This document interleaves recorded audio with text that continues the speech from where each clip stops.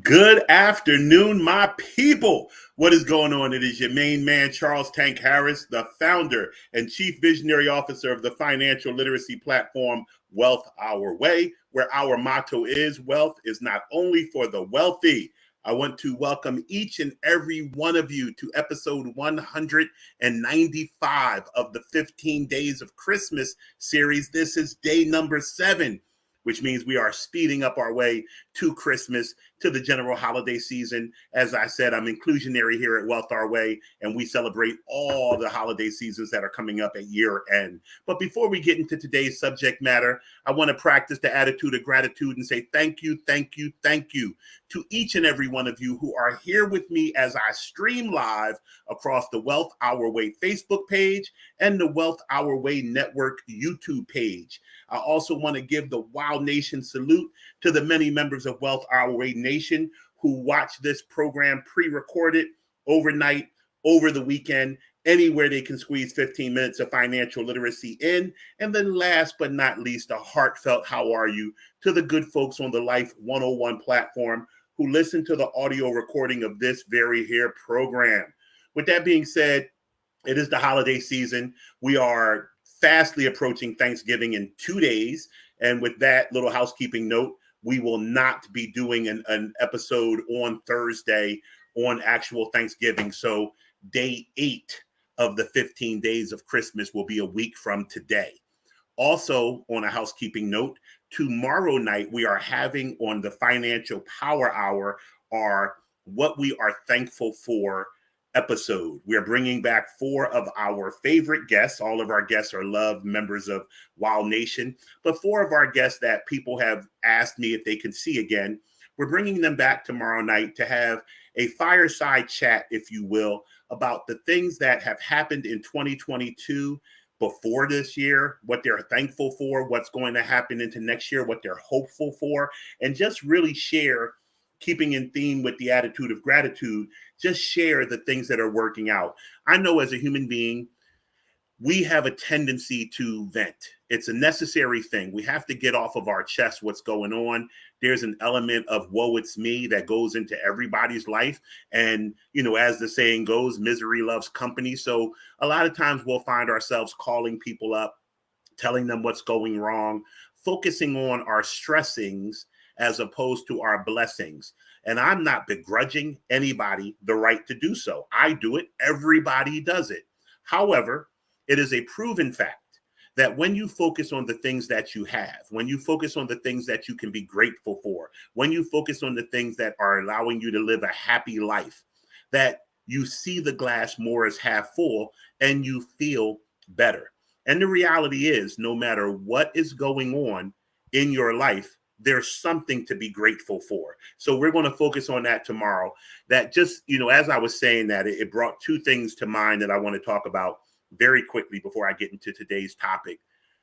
First of all, and it just seems to be a relative plague right now, every time I'm coming on this show, I have to give condolences or say a rest in peace to another person that I know personally. I understand that I'm 52 years old and I'm getting to the age where, as I saw Dion Cole's comedy special, and you guys should watch it. It's hilarious. His new comedy special, Charlene's Boy. He said that, older people have more yesterdays than tomorrows. And it's a true statement. At 52, no matter if I was in pristine health, I wouldn't expect to live to 104. So in reality, I'm past the halfway point in my life. I have more yesterdays in my life than I have tomorrows. And I'm grateful for every tomorrow I get to see. Unfortunately, a good cat, a very, very well-known Philadelphia legend, I will say, my boy Gene Lett, passed away over the weekend. I call Gene Stump. His people who really knew him close called him Stump because Gene never grew real high, was an amazing basketball player, played basketball at Cheney. The way I know Stump is when I was playing 10-12 recreation basketball up at Sanctuary Church in 60th and Walnut in Philadelphia. He helped coach me. He was, I think 4 or 5 years older than me. When I was 10, he might have been 15 or something like that. but he always cared. I think he was working in Cobbs Creek's basketball system, which was where we played against. And he still pulled me to the side and started helping me. And then later in life, I would run across him again. He's real good friends with my boy, Aaron McKee, who coaches Temple basketball. And Stump, just always had a smile, always trying to help somebody, always loved kids, always teaching. I looked up and down my Facebook timeline, and the number of people who posted Gene's picture and had kind words to say about him just is an example of a life well lived. So rest in peace, homie. Till we meet again. Praise to knowing you, and I'm so thankful to have had you as a friend, and the memories that people have, and your legacy lives on throughout the streets of Philly. So I want to say that. The other thing, even closer to home than my homie Gene, was my oldest daughter, Bria. Bria lives on a block in West Philadelphia where the row homes are semi-detached. So it's home, put together, space, home. And the home directly attached to hers caught on fire on Friday night and was completely ruined by fire. And as you can imagine, being attached to it, there was significant damage to Bria's house.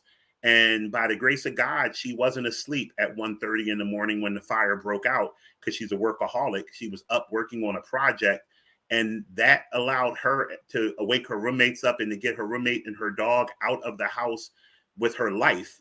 She's very saddened by the material items that she lost, but happy to be alive. So, of course, I'm ecstatic that my big baby escaped unscathed, but it just really hits home and resonates how in this season of Thanksgiving that we really realize, forget what has happened on American soil and how we see Thanksgiving from the pilgrims and the indigenous people to the region. Just the thought of what thankfulness is supposed to be about, gratitude, the ability to be happy with what we have, the ability to know that things could always be worse, and that we need to show a level of love, kindness, and empathy to our fellow humans and get through this period and this season intact. So with that being said, I want to, rest in peace to my homie Gene Stump-Lett, and thank you, God, for sparing my big baby from this tragedy that happened this past weekend at her house. With that being said, let's get into today's two topics on how we can continue to save money as we get to the end of the holiday season. The two areas I want to focus on today are your electric bill and your student loan bills. There's been so much talk lately, and I'm going to have the student loan doctor. That's a whole nother person, because we got to be careful of people's brands. The student loan doctor is my girl Sonia Lewis. I'm going to have my girl Dr. Jen Dobson, who is a student loan expert, back on the program at the top of the year to discuss what's going on with the Biden plan, because as you may know or may not know at this point, it's been challenged in federal court from some people who started, I believe, in Texas. Don't want, people to get this forgiveness. And I want to update everybody on what's going on with the forgiveness part. But there are other ways that you can save on your student loan. You can look to refinance or consolidate your student loans. Now, in this higher interest rate, be careful with anything refinancing. We talked about this the other day when it came to auto loans.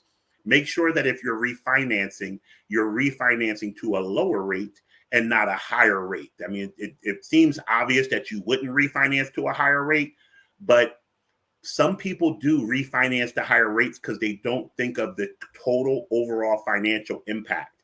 We are so inclined to get our monthly payments lower because that helps our cash flow. Let me give you an example. This can happen with a student loan or any other kind of loan.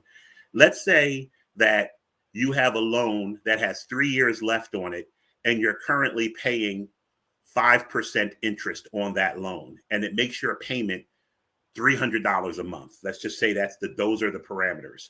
And I come to you and say, hey, I'm going to refinance this, and I get your payments down to $200 a month.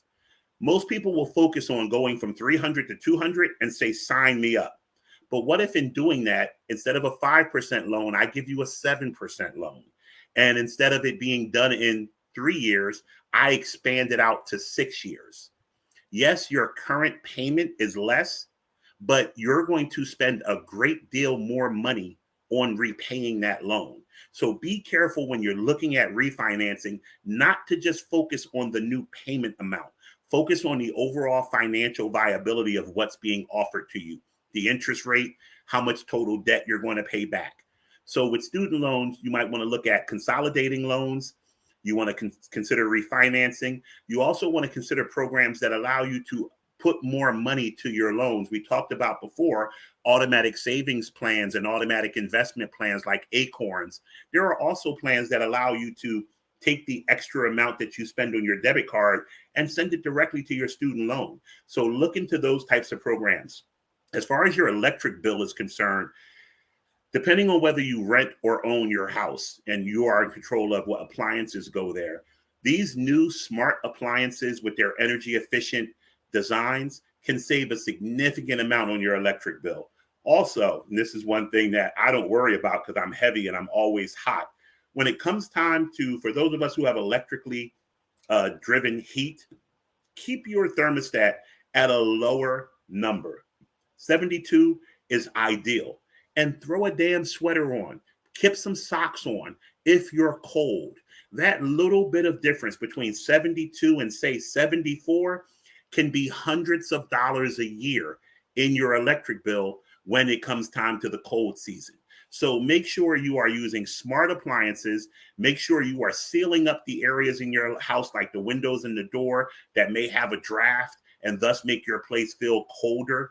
And use your common sense to make sure when you're leaving the house, you turn your thermostat down a little bit and turn it back to 72 when you return, and keep some extra gear on until you get to a warm temperature and you feel comfortable in your house. Nobody is telling you to walk around shivering. Nobody is telling you to walk around with your teeth chattering, but you'd be surprised how keeping a sweater on and drinking some cocoa will allow you to stay at 72 on the thermostat instead of going up to 76. And seeing the difference in that bill can be significant. So please join us tomorrow night at 6 p.m. Eastern. We will have 4 dynamic guests on. I can't wait to talk to everybody and get ready for Thanksgiving. Please enjoy your family and friends and your overall blessings, and realize how blessed you are even to have a computer and to be able to look online and get free financial help. You are winning, even when it doesn't feel like you are. So with that in mind, please enjoy the rest of your Tuesday. I will see you tomorrow. And remember, wealth is not only for the wealthy. You guys have a great day.